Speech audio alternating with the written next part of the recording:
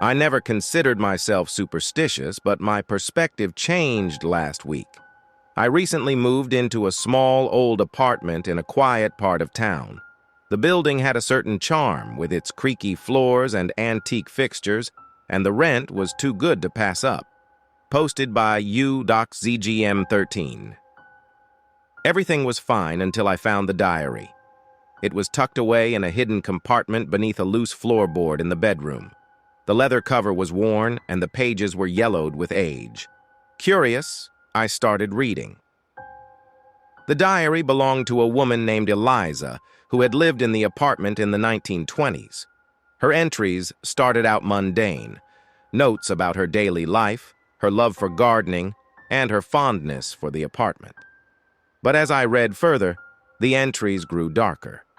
Eliza wrote about strange occurrences, objects moving on their own, whispers in the night, and a recurring nightmare about a shadowy figure standing at the foot of her bed. One entry in particular stood out. Eliza described how she had discovered a small door behind the wallpaper in the living room.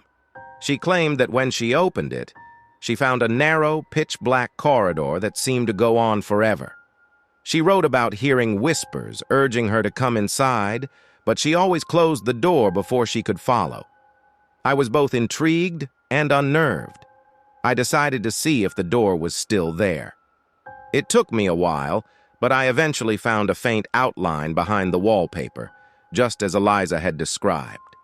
My heart raced as I peeled back the wallpaper, revealing a small wooden door. With a deep breath, I opened it.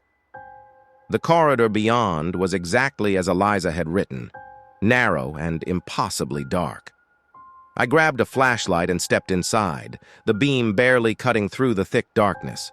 The whispers began almost immediately, faint and distant at first, but growing louder with each step I took.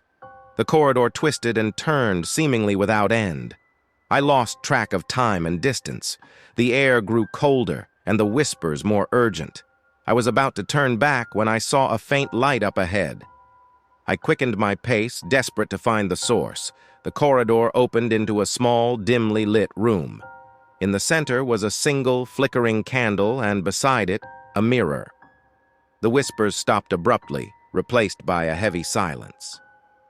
I approached the mirror and saw my reflection, or at least, I thought it was my reflection. The figure in the mirror looked like me, but there was something wrong. Its eyes were hollow and its mouth twisted into a sinister smile. Before I could react, the figure stepped out of the mirror and into the room.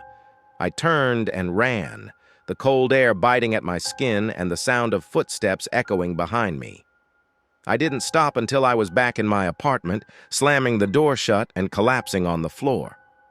I haven't opened the door since. The diary disappeared, and the whispers have stopped.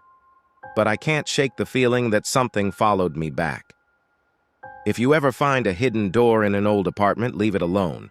Some things are better left undiscovered.